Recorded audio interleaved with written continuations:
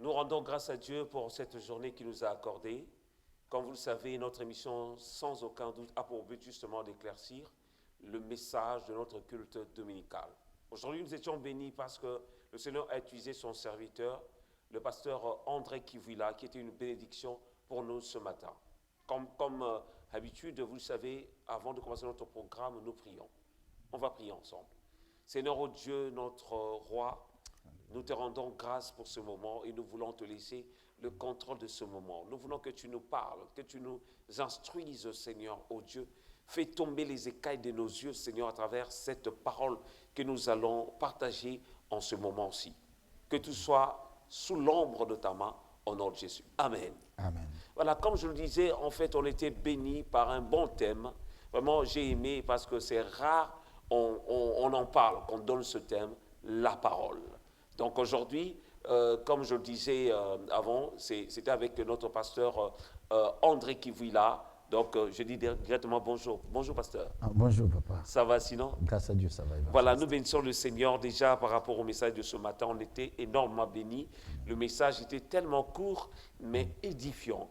Voilà, nous aimerions en fait en savoir plus. Pourquoi déjà choisir ce thème, la parole?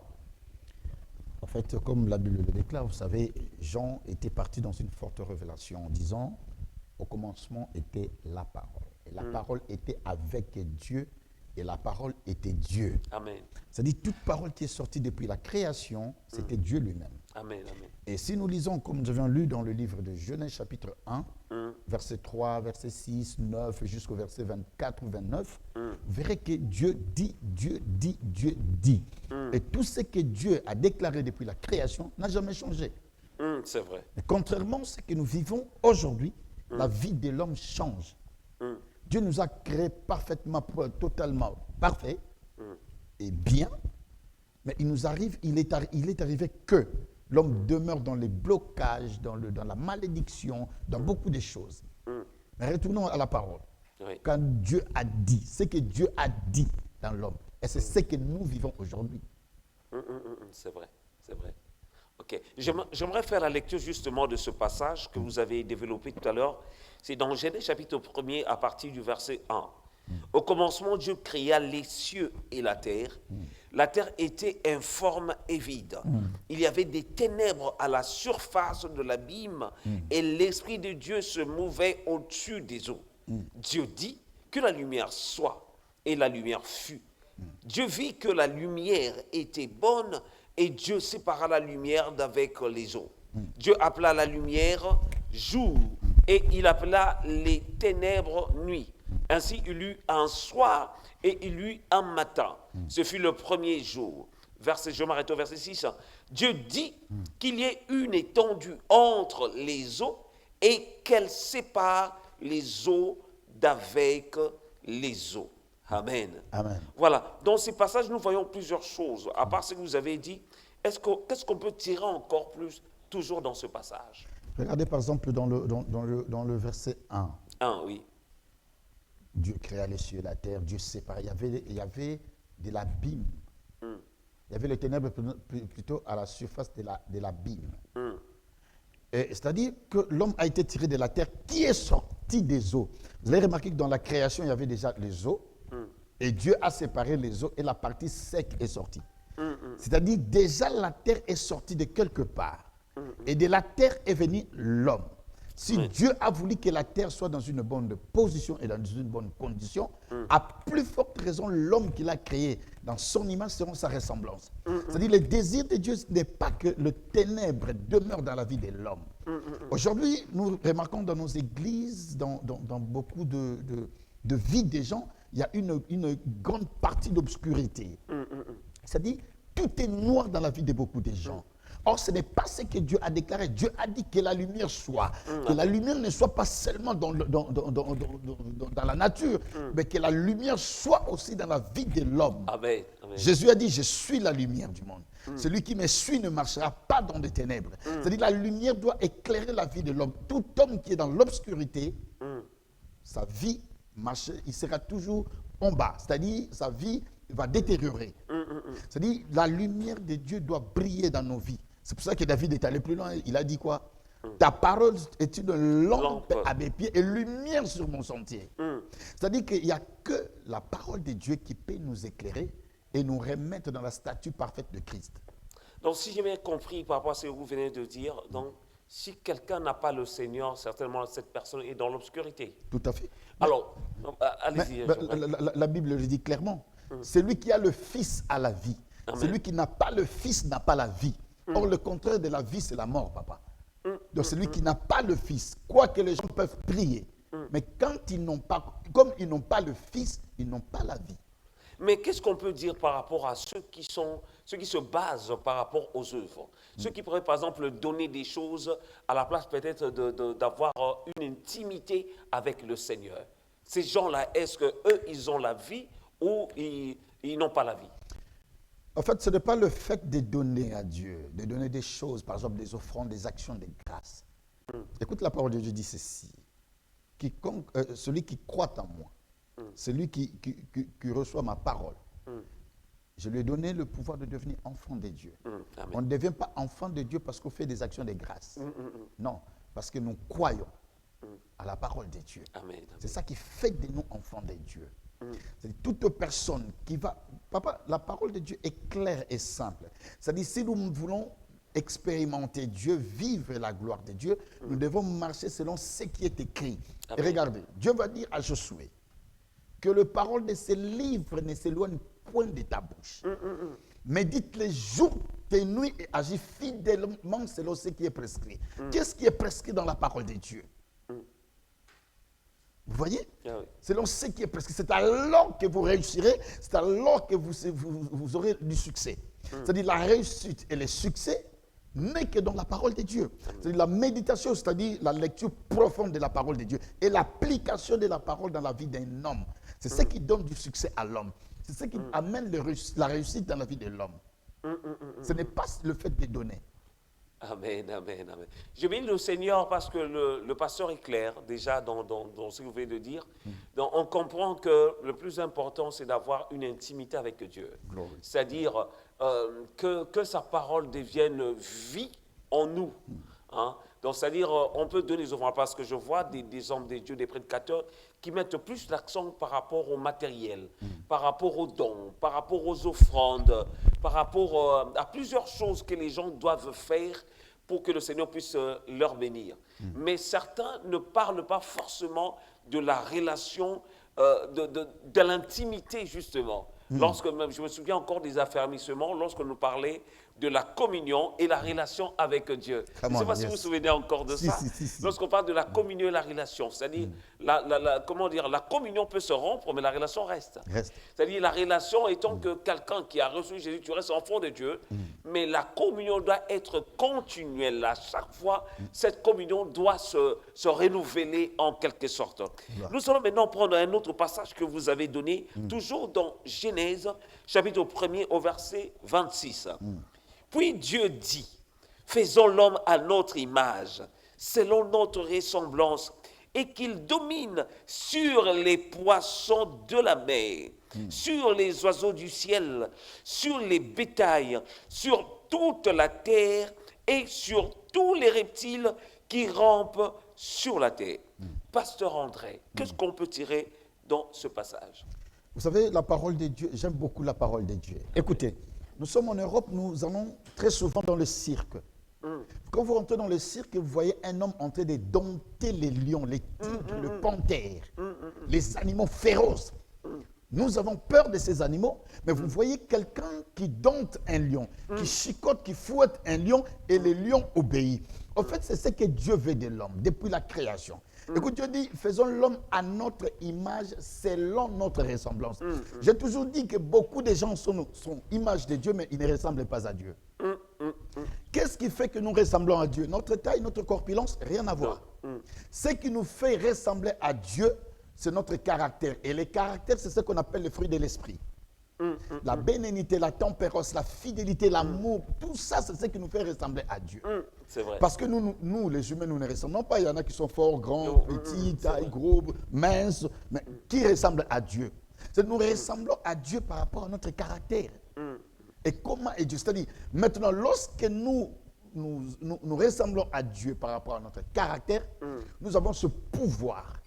C'est-à-dire que nous récupérons ces pouvoirs de dominer sur les animaux, de dominer sur tout ce qui se met sur la terre. Le problème, c'est que quand l'homme a péché, l'homme a perdu son pouvoir. C'est vrai. Et Christ, quand il est venu, je veux revenir parce que tout à l'heure, nous avions parlé de la grâce. Vous savez, ce n'est pas le fait de donner les actions de grâce, les dîmes et tout ça qui fait de nous enfants de Dieu. Dieu lui-même, la Bible dit, car Dieu a tant aimé ce monde Alléluia. qu'il a donné son Fils unique afin que quiconque croit en lui ne périsse point. C'est une faveur imméritée. La grâce est une faveur imméritée. Si nous sommes devenus enfants de Dieu, c'est par l'amour de Dieu. C'est Dieu qui a décidé, qui a voulu à ce que nous revenons à lui. Regardez, lorsque l'homme a péché, toujours dans la création, vous allez voir que l'homme va chercher à se couvrir de feuilles de figuier pour sa protection. Mais lorsque Dieu est venu, qu'est-ce que Dieu a fait? L'homme ne pouvait pas savoir que les intempéries peuvent changer, c'est-à-dire à un certain moment il peut faire chaud. Or lorsqu'il fera très chaud, la feuille qui cache sa nudité va sécher, ça va tomber. Vous voyez ce que je veux dire? Mais maintenant, Dieu va se décider de faire quoi? La première des choses, le premier sacrifice a été fait en Éden. Excusez-moi, Dieu va tuer un animal, il va retirer sa peau. Et cette peau, Dieu va le servir pour couvrir l'homme. Papa, tout ce que nous faisons, c'est par la grâce de Dieu. Amen. C'est aucun effort personnel qui fait de nous ce que nous sommes. Non. C'est la grâce de Dieu. Amen. Qu'est-ce qu'on peut dire, par exemple, par rapport à toutes ces personnes? Parce qu'en ce moment-ci, je vois sur le net, tout le monde parle des réclamations. Tout le temps, des réclamations. Ta famille te réclame. Je ne sais pas si ce message s'adresse seulement aux non-croyants ou aux enfants des dieux. Est-ce que nous qui sommes déjà dans le Seigneur, on peut être encore réclamés par les puissances ou par nos familles dans le système diabolique? Non. Je pense que 2 Corinthiens nous enseigne quelque chose de très merveilleux. La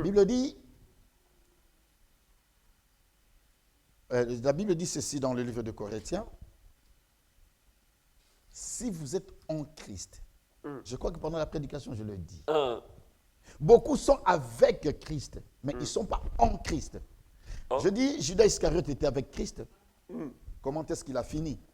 Beaucoup sont avec Christ, beaucoup sont pour Christ, mais ils ne sont pas en Christ. Wow. Or, la Bible dit ceci.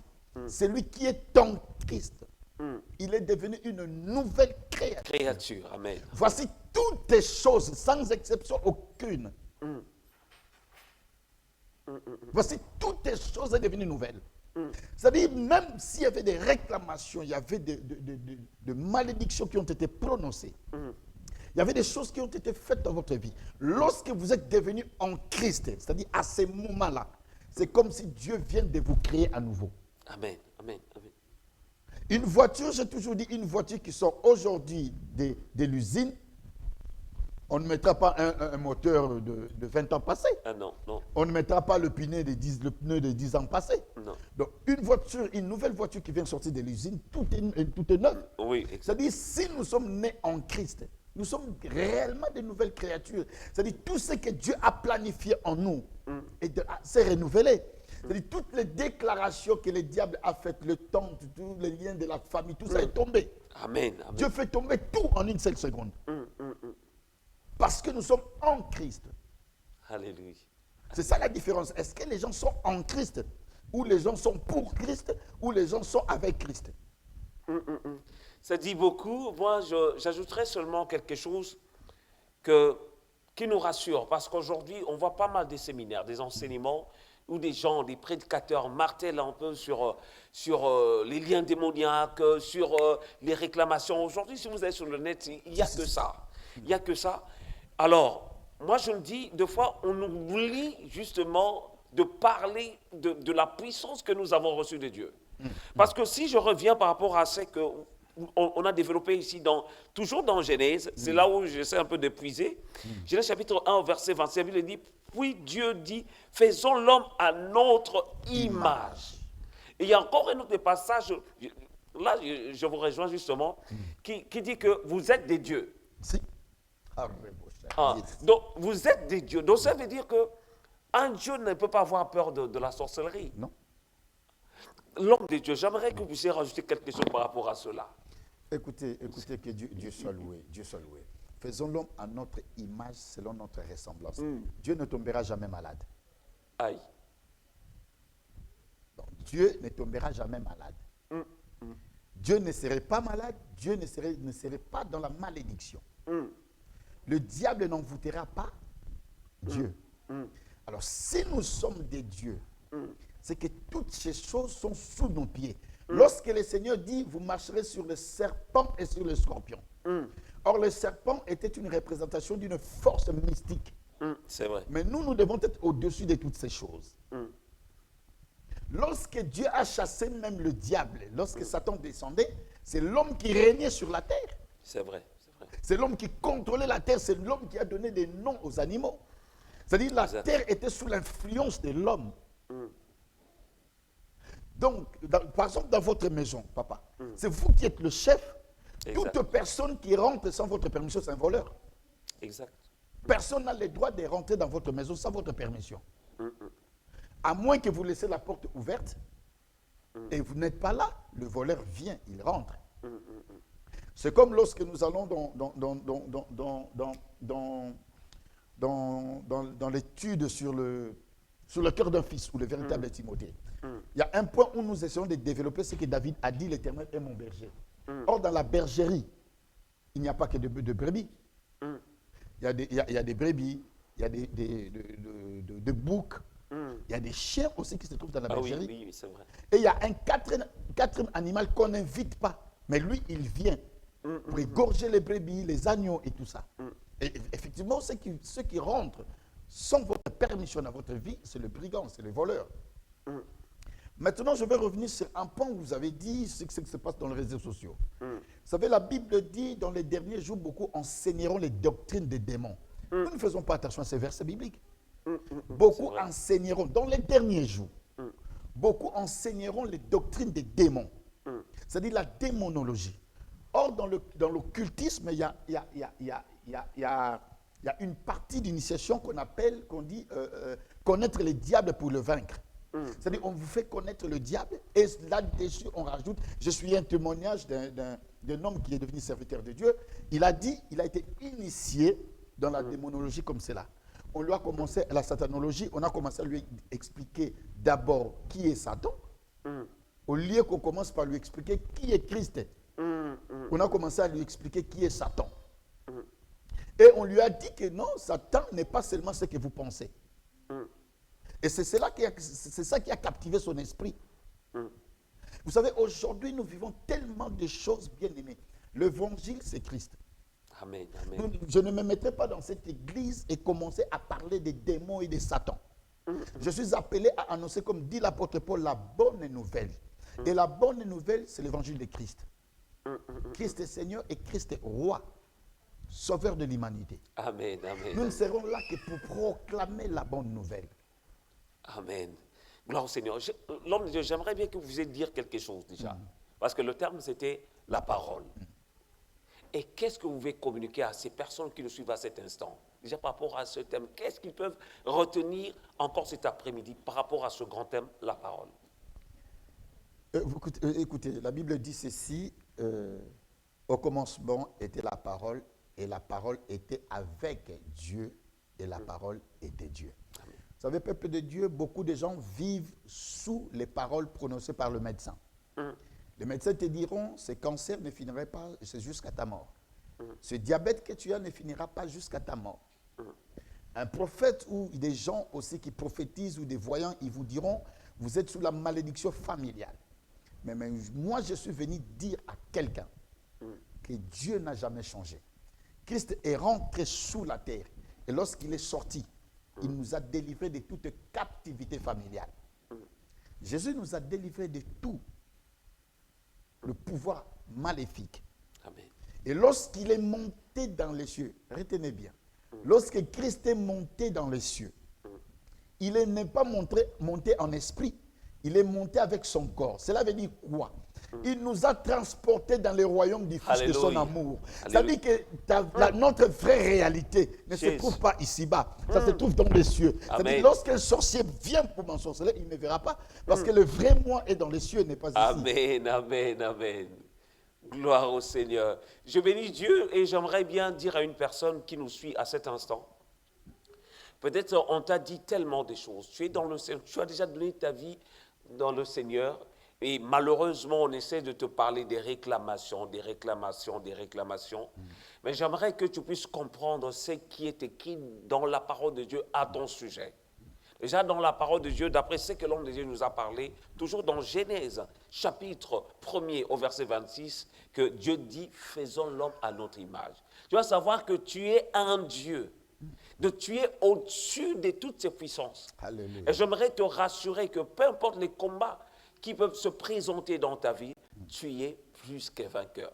Donc Dieu, j'aimerais que vous puissiez prier pour cette personne justement, qui s'inquiète par rapport à sa vie, qui dit rien n'avance, qui dit rien ne prospère, rien ne progresse dans sa vie. Si vous pouvez prier pour cette personne. Nous allons prier. Alléluia. Ce jour-là, Seigneur, les apôtres et Pierre t'ont vu marcher sur les eaux. Ils ont crié fantôme.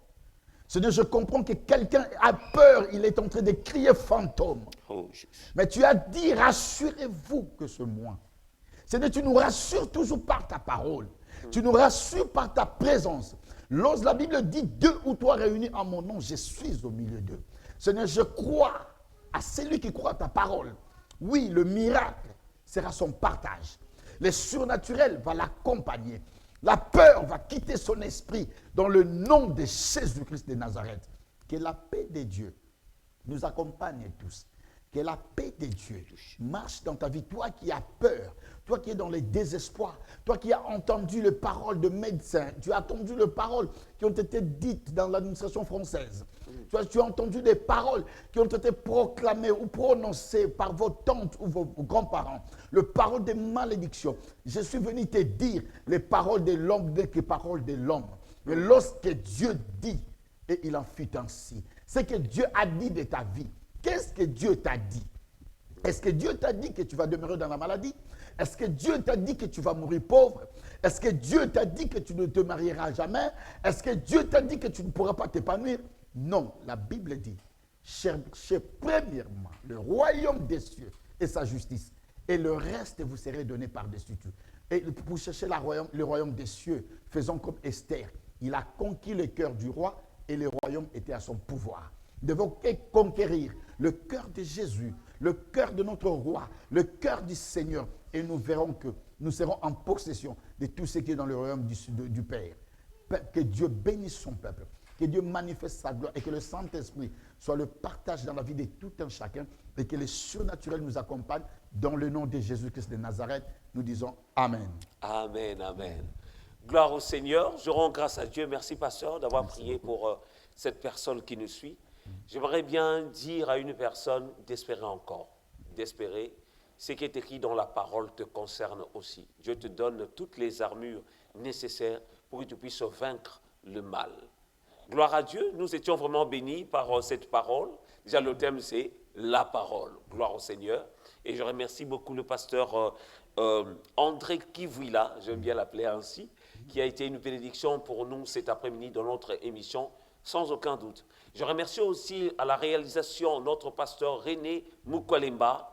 Et à la régie, nous avions notre frère divin avec notre sœur Bénédicte.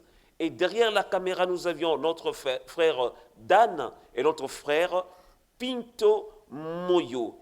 Et je remercie aussi notre sœur divine qui était au maquillage. Vraiment, cette émission était présentée par votre serviteur, l'évangéliste, c'est Edgar Kongolo. Et je vous dis à très bientôt sur votre chaîne, La Grâce Divine TV et dans notre émission, sans aucun doute. À très bientôt. Bye bye.